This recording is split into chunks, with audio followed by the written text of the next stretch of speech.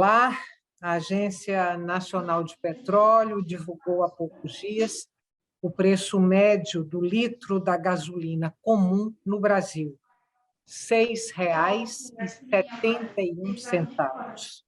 Já o preço médio do óleo diesel ficou em R$ 5,33. O gás de cozinha também está nas alturas. O botijão de 13 quilos tem preço médio de R$ 102, eu vou repetir, R$ 102,48. Porque os preços dos combustíveis sobem sem parar. Que impactos isso acarreta no custo de vida do trabalhador brasileiro? No programa de hoje, eu converso com William Nozak, diretor técnico do Instituto de Estudos Estratégicos de Petróleo, Gás Natural e Biocombustíveis.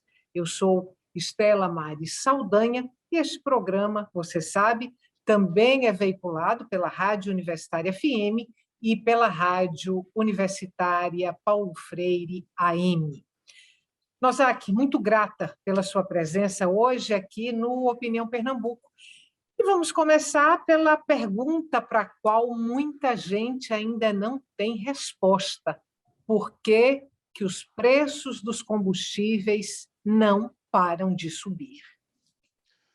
Olá, Estela. Olá a toda a audiência de Pernambuco. Essa é uma questão que tem afligido o conjunto da opinião pública no último período, Estela, e fundamentalmente a causa prioritária desse aumento, dessa elevação contínua nos preços, está relacionada a uma mudança na política de preços que foi realizada pela Petrobras em 2016.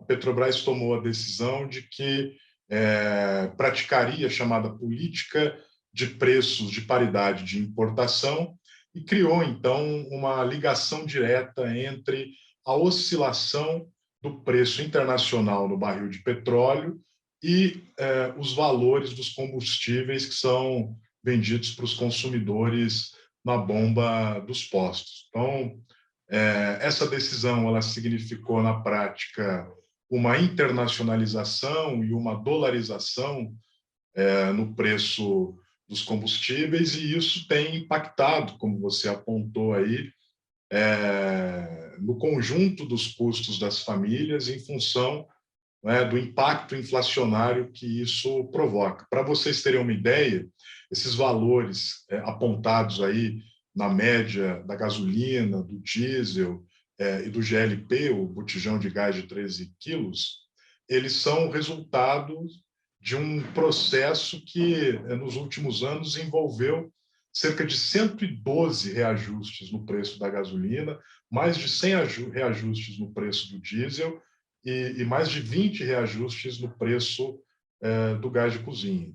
Como o petróleo é um insumo que tem alta volatilidade no mercado internacional, então essa articulação direta entre o preço do óleo bruto no mercado internacional e o preço dos combustíveis na bomba do posto acabou impactando aí o mercado brasileiro com essa situação indesejável de carestia. Vou deixar duas perguntas agora para você. A primeira, como é que funcionava antes, né? Como era o sistema de reajuste, se era uma meta de longo prazo, qual era o sistema adotado antes desse modelo de repasse imediato, e se você vislumbra um outro modelo de reajuste que pudesse ser adotado pela Petrobras, sem comprometer a robustez da empresa. Para responder essas duas questões, Estela, é fundamental tomar como ponto de partida o fato de que a Petrobras é uma empresa fundamental nesse processo, tanto de produção de petróleo quanto de derivados que chegam até nós, consumidores finais, nas bombas dos postos de combustíveis. A Petrobras ela responde hoje por mais de 70% da produção nacional de petróleo e por mais da metade da capacidade de refino e da produção de derivados no país. Portanto, o conjunto das mudanças nas decisões de política de preço da petrolífera brasileira acabam impactando o conjunto do mercado nacional. E a maneira como essa precificação é feita, em geral, busca responder a dois grandes objetivos que estão por trás aí da atuação da Petrobras, né? Como empresa estatal, ela precisa, a partir da sua vocação empresarial, gerar lucros e distribuir dividendos para os seus acionistas. Mas como empresa pública, ela também tem a responsabilidade de assegurar aí o abastecimento do mercado interno de combustíveis e a segurança petrolífera nacional. Por que eu estou fazendo essa digressão? Porque, em geral, as políticas de preços da Petrobras, ao longo dos períodos que antecedem a implementação dessa PPI, dessa paridade de importação, levavam em consideração esses dois pratos da balança. Então, a fixação e a definição de preços tomava como referência, de um lado, a lucratividade e a rentabilidade da empresa, e, do outro lado, a necessidade de abastecer o mercado interno de uma maneira que os consumidores não enfrentem preços proibitivos, como a gente vem observando nesse período mais recente. É claro que, em algumas situações, ao longo dos últimos anos, nós tivemos desequilíbrios nesses dois pratos da balança. Em algumas ocasiões, a Petrobras praticou uma política de congelamento do preço dos derivados que, se por um lado teve o efeito positivo de segurar o aumento dos valores para o consumidor final, por outro lado, teve o efeito colateral indesejável de deixar algum nível de baixa lucratividade para a companhia, né? E agora, no período mais recente, a gente está caminhando para um cenário que é o diametralmente oposto ao do congelamento, que é o dessa livre flutuação, que faz com que a gente tenha essa quantidade de reajustes e essa trajetória de subida nos preços, né? E o fundamental de se registrar nesse debate é que a cadeia produtiva de abastecimento de combustíveis ela é complexa. Ela envolve a produção e a exploração de petróleo, ela envolve o refino de derivados, ela envolve a distribuição, a revenda, além dos impostos federais e estaduais que fazem parte da composição do preço. E eu estou listando esse conjunto de elementos exatamente para ficar registrado que, por se tratar de uma cadeia produtiva complexa, não existem respostas simplistas ou binárias para o problema dos preços no Brasil. Mas, infelizmente, o nosso debate no âmbito da política energética ele tem sido sequestrado por leituras muito polarizadas e ideologizadas desse assunto. Então, ora se defende um congelamento permanente, que, como eu disse, impacta de maneira negativa a empresa, embora possa trazer ganhos para os consumidores, e ora se pratica essa política atual, que viabiliza um aumento expressivo da rentabilidade, da distribuição de dividendos para os acionistas da Petrobras, mas criam preços absolutamente impeditivos para os consumidores. E quando a gente escapa desse debate que só discute ou o congelamento ou a livre flutuação, o que se percebe é que no mercado internacional, por exemplo, os países que são grandes produtores e exportadores de petróleo, como é o caso do Brasil, não praticam essa política de internacionalização e de dolarização dos preços. Então, há alternativas, né? Alguns países construíram fundos de estabilização para amortecer as flutuações e a quantidade de reajustes que são realizados.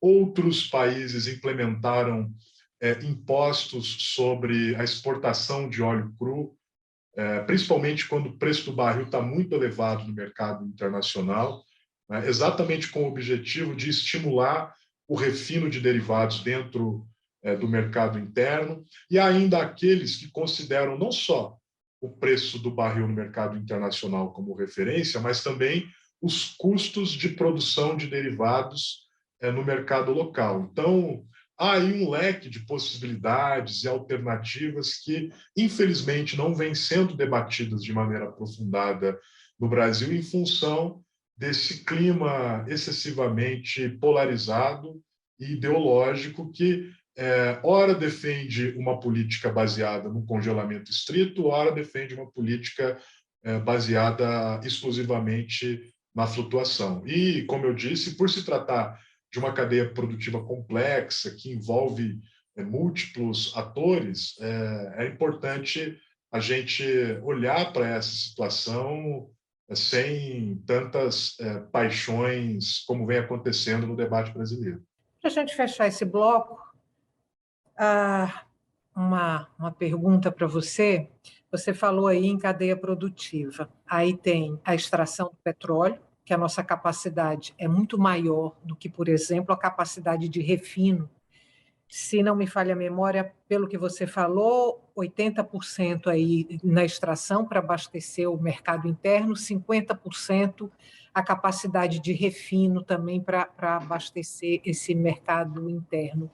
Essa disparidade, ela se deve a quê? E essa não capacidade de refino maior, se ela tem um peso estratégico aí para o preço dos combustíveis que o consumidor final paga por ele. Perfeito, Estela. Essa questão é fundamental para a compreensão do conjunto desse problema, né?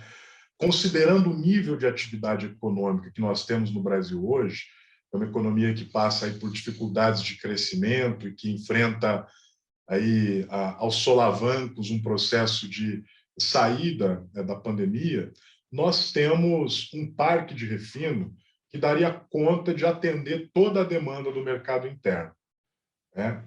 No entanto, as últimas gestões da Petrobras tomaram a decisão de que a empresa vai se concentrar fundamentalmente nas atividades de exploração e produção nas camadas do pré-sal, portanto, no eixo Rio-São Paulo, que é onde estão concentradas as bacias de Campos e as bacias de Santos. Em função dessa decisão estratégica, a Petrobras vem se desfazendo de uma série de ativos em outros segmentos do setor de energia em que ela atua. Então, a Petrobras hoje ela já se retirou de maneira quase integral do segmento de gás, do segmento de renováveis, de fertilizantes, de petroquímica. E o ponto mais sensível é que, para se concentrar nessa atividade de exploração e produção do pré-sal, a Petrobras também decidiu se desfazer de uma parte importante do seu parque de refino.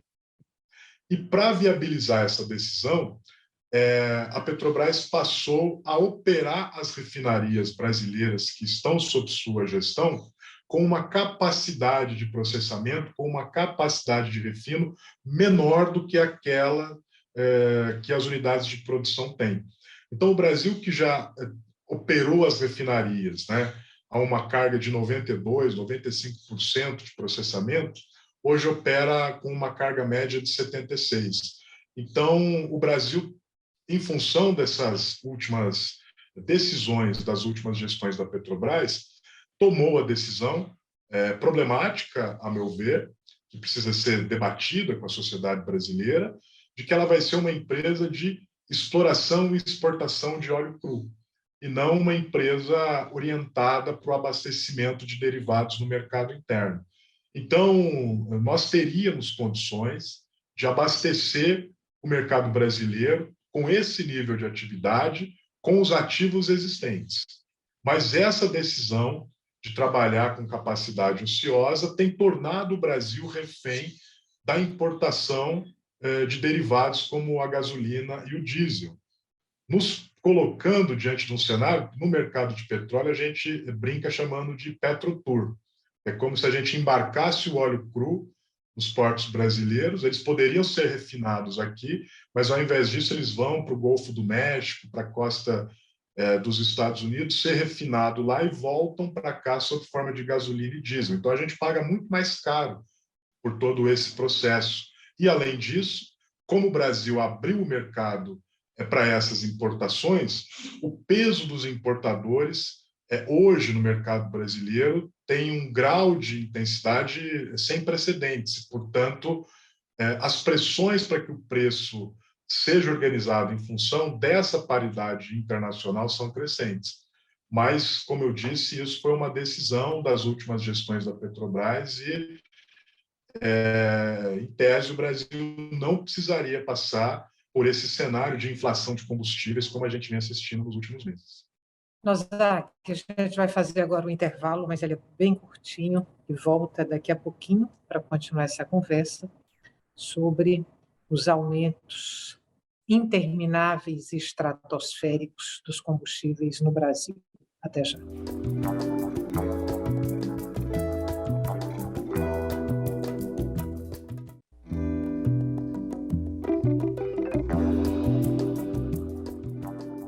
Estamos de volta para o segundo e último bloco do Opinião Pernambuco. O tema de hoje do nosso programa é a alta de preço dos combustíveis e seus impactos no custo de vida dos brasileiros. Eu sou Estela Mares Saldanha e converso com William Nosaki, diretor técnico do Instituto de Estudos Estratégicos de Petróleo, Gás Natural e Biocombustíveis. O Opinião Pernambuco, você sabe, também é veiculado pela Rádio Universitária FM e pela Rádio Universitária Paulo Freire AM.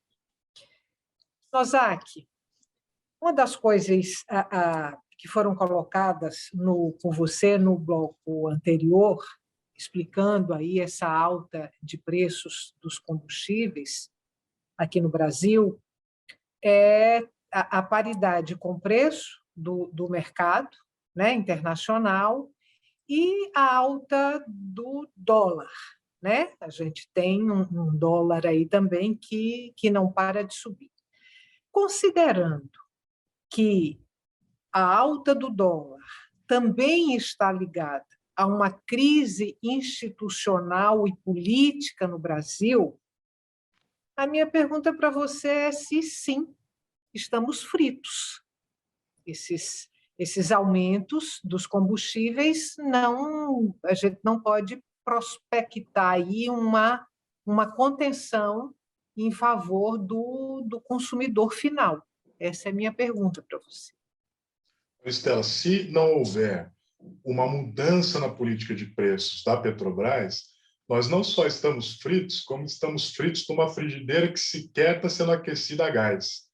Ela está sendo aquecida a lenha, está sendo aquecida a querosene, está sendo aquecida por meio de diversas outras alternativas que a população está buscando encontrar para lidar com esse cenário de aumento brutal nos preços, né? É curioso como, no debate sobre a questão dos combustíveis, né, há algumas hipóteses e explicações sobre essa subida.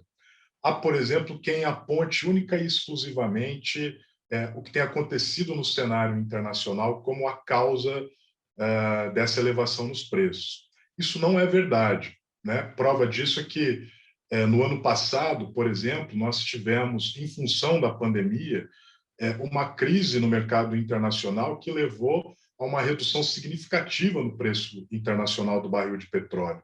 E, no entanto, a despeito disso, no Brasil a gente assistiu uma elevação desses valores.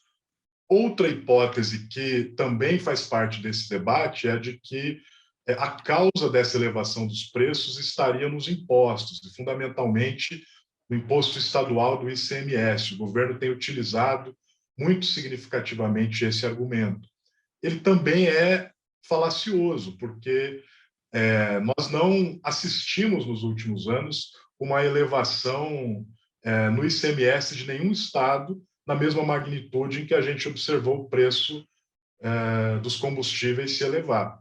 É por isso que eu chamo a atenção para o fato de que a causa última é, efetivamente, a política de preços da Petrobras, a política de encolhimento da utilização do parque de refino nacional e a política baseada nas importações. Então, se esses três elementos não passarem por alteração, inevitavelmente a gente está fadado a atravessar um período de carestia ainda mais severo, porque as projeções do mercado internacional são de que o preço do barril de petróleo deve continuar aumentando nas próximas semanas e nos próximos meses, até porque a economia internacional está se reaquecendo nesse período de avanço da vacina e saída da pandemia. E certamente isso vai impactar o mercado brasileiro de uma maneira negativa e a gente vai assistir novos reajustes. E é uma pena que nesse cenário a gente não consiga fazer essa discussão de uma maneira um pouco mais racional e um pouco menos ideológica,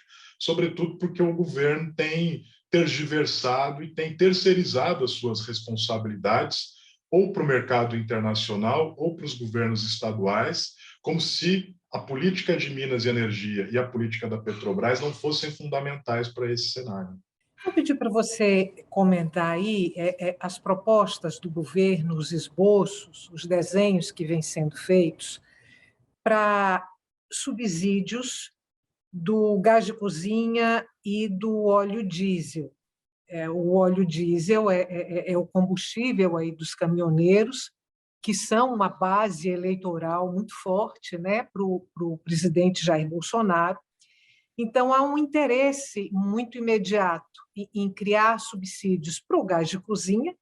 Há lugares que o gás de cozinha está a R$ 140 o botijão, e o óleo diesel. Uma dessas propostas nasce dentro da própria Petrobras, que é criar ali aquele fundo de 300 milhões de reais para fazer esse subsídio para as famílias de baixa renda, sem que se saiba exatamente que famílias de baixa renda são essas, mas se a gente considerar aí, por exemplo, o percentual de famílias que estão dentro ou estavam dentro do Bolsa Família, mais de 14 milhões, aí 300 milhões de reais para 14 milhões de famílias, vai dar um subsídio de pouco mais de R$ 1 por mês para custear o botijão de gás. Explica, Nozaki, por favor. Olha, Estela, a sua própria conta mostra como é difícil explicar tecnicamente a proposta do governo, porque, na verdade, ela está inserida em um ambiente político e econômico mais complexo, que é da seguinte ordem. O governo tem na sua base de apoio importantes setores do mercado financeiro e acionistas da Petrobras que têm ganhado significativamente com essa política, porque a Petrobras, orientada para exploração e exportação de petróleo, tem sido uma empresa rentável para os seus acionistas. No último período foram distribuídos mais de 70 bilhões em dividendos. Mas, por outro lado, os consumidores estão passando por esse processo de elevação aí, sistemática no preço dos combustíveis, como a gente vem discutindo. Por que eu retomo esse cenário? Porque, com a aproximação do calendário eleitoral e as preocupações eleitoreiras do governo, o que se desenha é um cenário em que ele não pode nem desagradar os setores do mercado que têm ganhado com essa política de distribuição de dividendos, mas também não pode deixar de dar resposta para os consumidores que estão enfrentando esse cenário de inflação de combustíveis.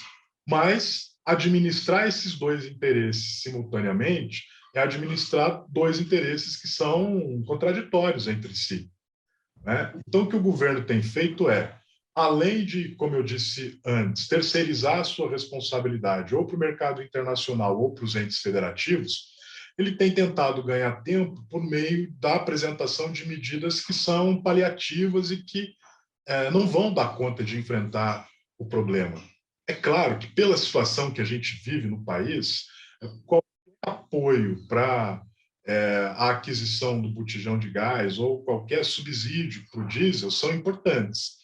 Mas, com a manutenção dessa política de preços, novos reajustes virão e essas próprias medidas, ou do Vale Gás ou do Vale Diesel, tendem a ser inócuas, porque isso vai ser absorvido pela elevação do preço. Além do que, há uma série de dúvidas e incertezas sobre a operacionalização econômica, técnica e logística de como isso poderia se realizar. Então, eu enxergo essas propostas muito mais como uma tentativa de o governo ganhar tempo e apresentar paliativos para lidar com uma situação política que é problemática, né, do que propriamente com uma preocupação em solucionar esse aflitivo problema que é a elevação do preço da gasolina, do diesel e do gás. Vou te dar 1 minuto, não tenho mais do que isso, para você arrematar a sua fala, dizendo dos impactos imediatos dessa alta nos combustíveis no custo de vida, de um modo geral, inclusive aí no preço dos alimentos. Cresce significativamente o número de acidentes domésticos por conta, né, de famílias tentando substituir o gás por outros insumos para improvisar a possibilidade de acender o fogo em casa. Cresce o número de motoristas de aplicativo que têm abandonado os seus automóveis porque não conseguem arcar com os custos da gasolina, né? Aumenta significativamente, por exemplo, entre os trabalhadores de aplicativos de entrega de alimentação, a substituição da moto pela bicicleta, porque as pessoas não estão conseguindo assimilar essa subida significativa dos preços. Além, é claro, do que isso provoca de impacto negativo sobre a indústria e o conjunto dos custos industriais, que também são crescentes, e como esses elementos fazem toda a nossa economia se movimentar, né? O petróleo, o gás, a energia são insumos para que toda a economia possa funcionar. A subida no preço desses elementos impacta todas as cadeias produtivas que produzem bens de consumo que fazem parte do nosso cotidiano. Então, a inflação e esse conjunto de problemas socioeconômicos que eu descrevi estão por trás desse processo, com um elemento adicional agravante para concluir, que é, com essa subida dos preços, o Banco Central tende a elevar a taxa básica de juros para conter a inflação. E num cenário de desemprego e carestia, uma elevação da taxa básica impacta também de maneira negativa e muito sensível a população. Ozaki, muito obrigada mais uma vez pela sua presença aqui no Opinião Pernambuco. Volte outras vezes e até breve.